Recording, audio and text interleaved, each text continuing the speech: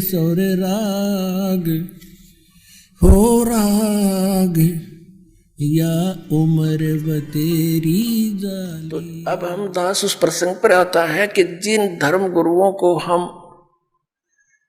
यथार्थ ज्ञान युक्त मानते थे, विद्वान मानते थे, उन्होंने क्या ज्ञान बताया और हमारे सदग्रंथ क्या बताते हैं, ये निर्णय दास कर रहा है। और इसके बीच में कोई अपने तरफ से कुछ मिलावट नहीं। जो सत साधना वो सदग्रंथों में लिखी है, और जिससे मोक्ष होता है वो सदग्रंथों में लिखा है। जिससे जीव के आने वाली आपदाएं कटती है, समाप्त होती है, वो भी सदग्रंथों में लिखा है। और उससे हटकर जो हम साधनाएं कर रहे हैं उससे कोई लाभ होने वाला नहीं, ये भी प्रमाणित कर रहा है। अब प्रसंग चल रहा है कि पवित्र हिंदू धर्म के धर्मगुरु आदि शंकराचार्य जी का उस समय जन्म हुआ जिसमें यह जैन धर्म बहुत फैल रहा था। और यदि उस समय आदि शंकराचार्य जी नहीं आते तो पूरा भारतवर्ष भी चीन की तरह नास्तिक हो जाता, कम्युनिस्ट बन जाता। अब चीन का नास्तिक होने का कारण क्या है कि महात्मा बुद्ध एक पुण्यकर्मी प्राणी थे और वे विष्णु लोक से आए थे, स्वर्ग लोक से आए थे। अब जो स्वर्ग में सुविधाएं हैं उनको यहां कहां, आत्मा के अंदर वो कसक रहती है। घर त्याग दिया, राज त्याग दिया और जाकर के बिहार में सटेट के गया नामक शहर के बाहर वट वृक्ष के नीचे उसने मनमुखी साधना शुरू की। काफी समय तक निराहार बैठा रहा, हाथ पैर हलने बंद हो गए, कंडम हो गया, मृत्यु के निकट पहुंच गया। किसी माई ने उसके मुख का खीर लगा दी कि यूं मरेगा। कई दिन हो गए कुछ खाया ना पिया, तो उसने धीरे धीरे वह चाटनी शुरू कर दी। पहले दिन 10-20 ग्राम, अगले दिन 50-60 ग्राम, तीसरे दिन आँख खुल गई और उठ कर चल पड़ा। और फिर उसने विधान बना दिया कि starvation could not lead to salvation, भूखा मरने से कल्याण नहीं होता। ये उसका अनुभव था।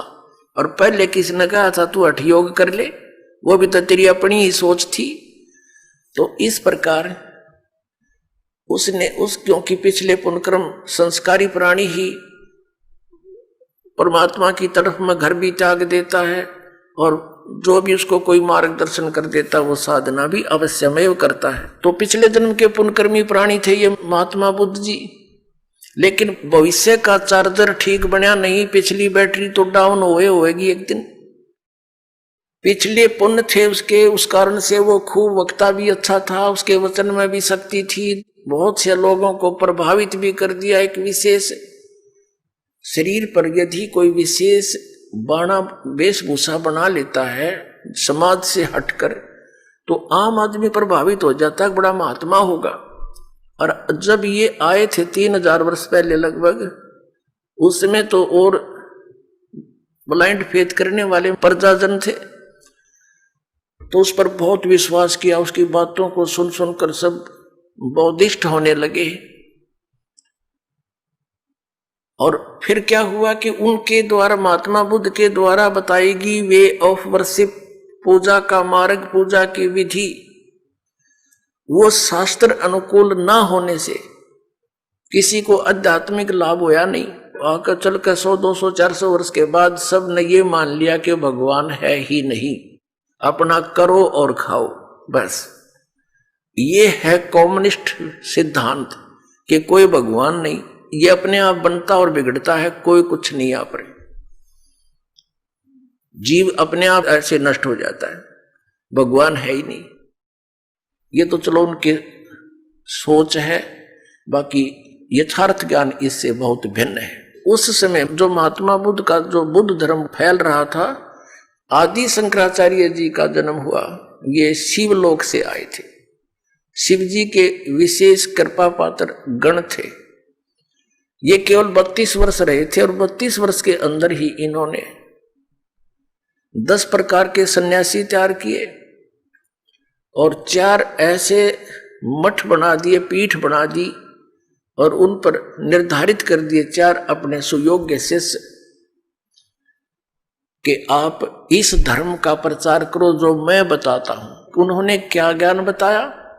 अब हमारे साथ क्या हुआ कि आसमान से गिरे और खजूर पर अटक गए, रह गए लटके के लटके। तो हमें क्या मिला? हाँ, इतना अवश्य मिला कि भगवान की आस्था बनी रही। यदि बौद्ध धर्म आ जाता तो हम राम का नाम भी नहीं लेते हैं। इतना तो उपकार दास आदि शंकराचार्य और वर्तमान में जितने भी उनके पीठाधीश्वर हैं मानते हैं कि उन्होंने कम से कम भक्ति को जीवित रखा। लेकिन कहते हैं ना, वो थोथा भूस ही कूटते रहे।